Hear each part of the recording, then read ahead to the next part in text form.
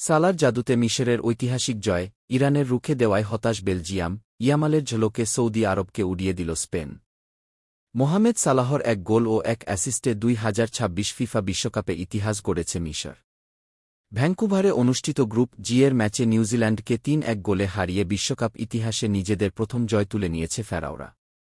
ম্যাচের শুরুটা অবশ্য মিশরের জন্য সুখকর ছিল না। 15 মিনিটে কর্নার থেকে ফিন সারম্যানের হেডে এগিয়ে যায় নিউজিল্যান্ড। প্রথমার্ধে মিশরের আক্রমণে ধার ছিল না, আর সালাও একটি ফ্রিকিক সুযোগ কাজে লাগাতে ব্যর্থ হন। ফলে বিরতিতে 1-0 গোলে পিছিয়েই মাঠ ছাড়ে আফ্রিকার প্রতিনিধিরা। দ্বিতীয়ার্ধে বদলে যায় ম্যাচের চিত্র। 58 মিনিটে মোহামেদ হানির ক্রস থেকে মাথা ছুঁইয়ে সমতা ফেরান মোস্তাফা জিকো।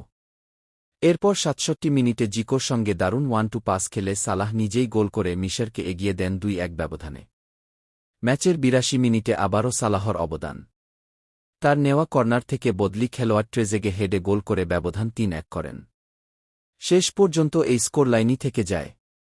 এই জয়ের মাধ্যমে মিশর শুধু বিশ্বকাপে প্রথম জয়ই পায়নি, নকআউট পর্বে ওঠার সম্ভাবনাও অনেক বাড়িয়েছে। 34 বছর বয়সী সালাহ ম্যাচে গোল করে বিশ্বকাপে মিশরের সবচেয়ে বয়স্ক গোলদাতা হওয়ার রেকর্ড গড়েন। ম্যাচ শেষে তিনি বলেন, এই জয় মিশরীয় ফুটবলের ইতিহাসে স্মরণীয় হয়ে থাকবে এবং দল এখন ইতিহাস গড়ে পরের রাউন্ডে ওঠার স্বপ্ন দেখছে। অন্যদিকে আলীরেজা বেইরানভান্দের দুর্দান্ত গোলকিপিংয়ে ফিফা বিশ্বকাপে শক্তিশালী বেলজিয়ামকে গোল-শূন্য ড্র করে রুখে দিয়েছে ইরান।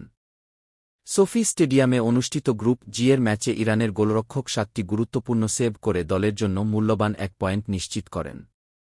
ম্যাচ জুড়ে বেলজিয়াম বলের দখল ও আক্রমণে এগিয়ে থাকলেও আলীরেজা ছিলেন দুর্ভেদ্য।